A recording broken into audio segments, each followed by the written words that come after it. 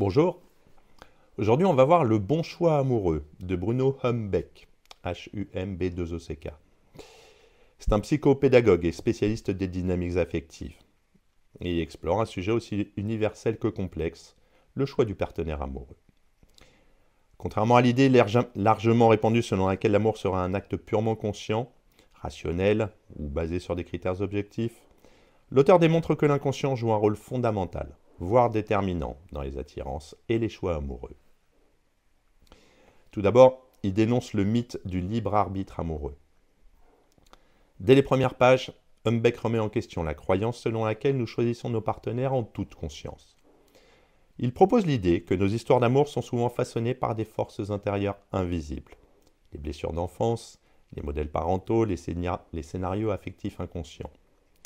En cela, il s'appuie sur les travaux de la psychanalyse et de la psychologie cognitive et de l'éducation affective. Il illustre comment des éléments passés, souvent non résolus, influencent notre manière d'aimer. Recherche d'un amour réparateur, répétition de schémas relationnels toxiques, idéalisation d'un type de partenaire. Ce que nous appelons coup de foudre, en fait, peut être en réalité une reconnaissance inconsciente d'un schéma familier. Ensuite, pour lui, il y a trois figures de l'amour inconscient. Le réparateur. Il cherche dans l'amour un moyen de guérir une blessure du passé, souvent liée à l'abandon, au rejet ou au manque affectif. Le répétiteur. Il reproduit inconsciemment des situations connues, même douloureuses car elles sont rassurantes par leur familiarité. Et enfin le transféreur. Il projette sur l'autre des figures parentales, espérant inconsciemment retrouver ou réécrire une relation ancienne. Ces profils ne sont pas figés, mais permettent de comprendre des mécanismes communs à de nombreuses relations. Il nous emmène ensuite dans le rôle du passé par rapport au présent amoureux. L'auteur met un accent particulier sur l'enfance et l'éducation affective. Il insiste sur l'importance des premières relations, des premières expériences relationnelles d'ailleurs, qui conditionnent nos attentes et nos réactions amoureuses à l'âge adulte.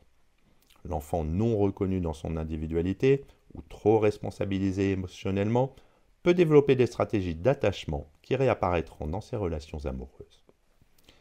Il aborde également le concept d'amour blessé, un amour adultérin, idéalisé ou sacrificiel qui reflète plus un besoin de combler un vide qu'un réel engagement partagé. Quand l'amour est un miroir, Humbeck affirme que nous choisissons souvent un partenaire comme un miroir de nos failles.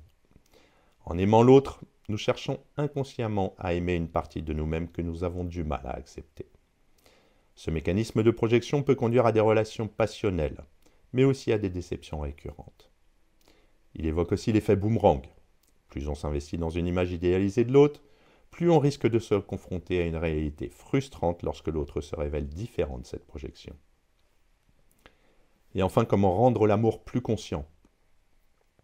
La dernière partie du livre offre des pistes pour apprivoiser cette force de l'inconscient. Il ne s'agit pas de nier son influence, mais d'en prendre conscience pour éviter les pièges récurrents.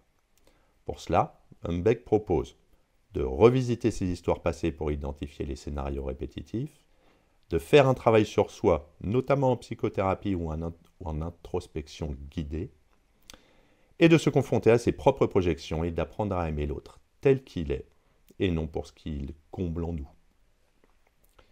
Il insiste aussi sur la patience et la lucidité comme condition d'un amour véritable, en opposition à l'amour fusion ou passion destructrice.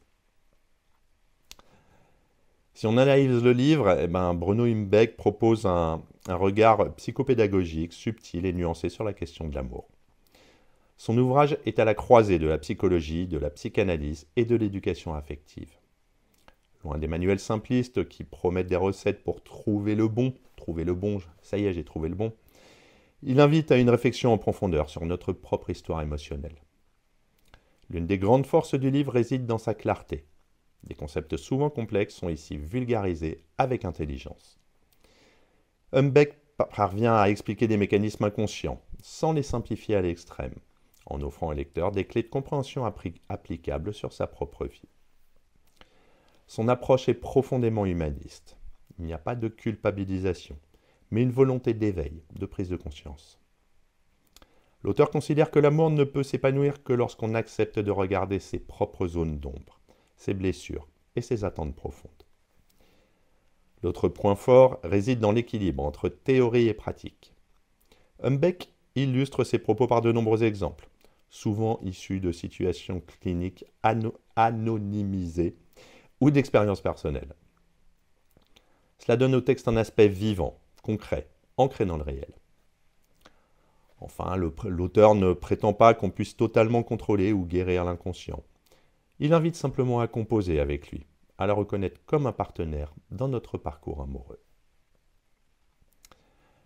Pour conclure, c'est un ouvrage éclairant et profondément humain.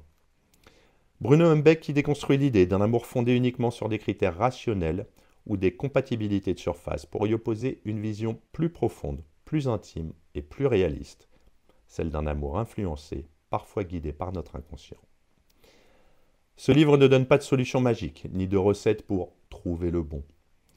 Il propose bien mieux, une invitation à se connaître soi-même, à identifier les blessures du passé, à reconnaître ses projections pour ne plus en être prisonnier. C'est une œuvre de libération intérieure, autant que d'éducation affective. Accessible, pédagogique et inspirant, le livre s'adresse à tous ceux qui veulent comprendre pourquoi ils aiment comme ils aiment et comment ils pourraient aimer autrement. Il ouvre la voie à des relations plus conscientes, plus équilibrées, où le choix amoureux devient un acte de liberté plutôt qu'une réponse automatique à des manques. À bientôt.